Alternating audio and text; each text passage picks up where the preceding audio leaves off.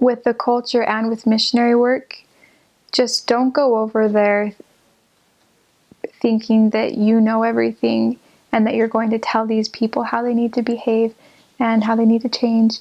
Obviously, we're teaching the gospel, and so we're inviting them to change, but remember all the time that there's things that we really can learn from everybody, and there's things that their culture taught me that I'm so thankful for and that helped me better understand the gospel.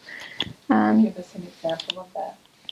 Yeah, so one thing, people in Taiwan, in Eastern culture generally, have a more collectivistic orientation of the self, and so they very much see themselves as part of a group.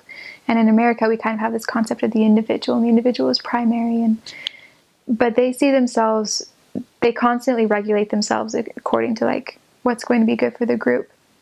And no matter what you think of that, I think there are great things to learn from that. So one silly example is in the MRT station, which is the subway station. I don't know why we call it the MRT, but we do.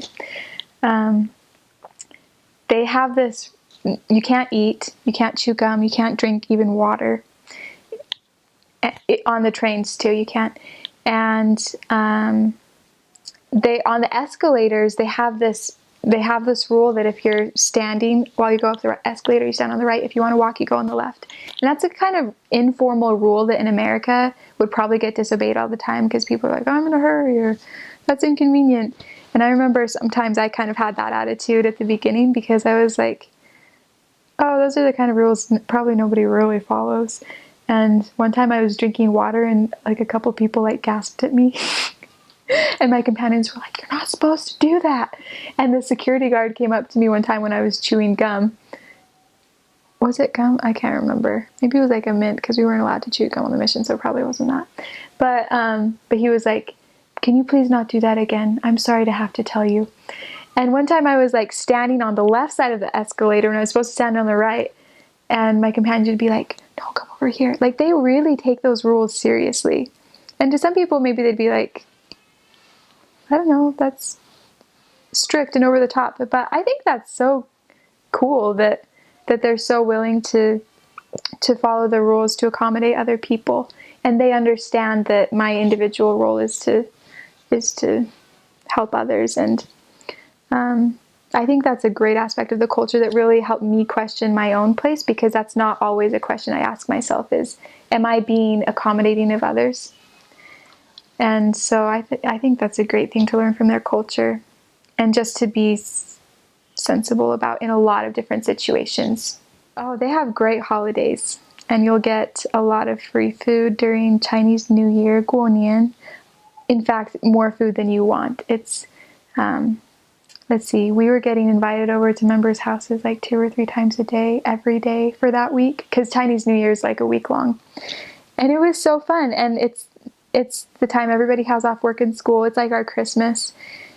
And the work then is very special because families are all at home. And if you're in Taipei, the city, during that time, it's like the most quiet you'll ever see it, because people are either inside their houses or they've gone to the south to go visit relatives or something like that. And so it's a very special time. And then they have a lot of different holidays throughout the year. They have 中秋节, which is Mid-Autumn Festival, where they all do barbecues. And so you'll be biking through the streets and you'll just see people huddled around these little barbecues on the ground and cooking corn on the cob and fish and mushrooms and tons of things, tofu.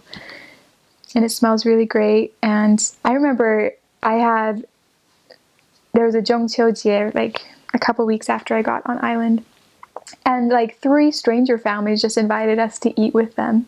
People are just so kind, because sometimes they will just stuff you. And here's some tips if you don't want to eat a lot, or if you don't like what you're eating. Just take a small portion to begin with and see if you like it or not. And probably finish it if you can.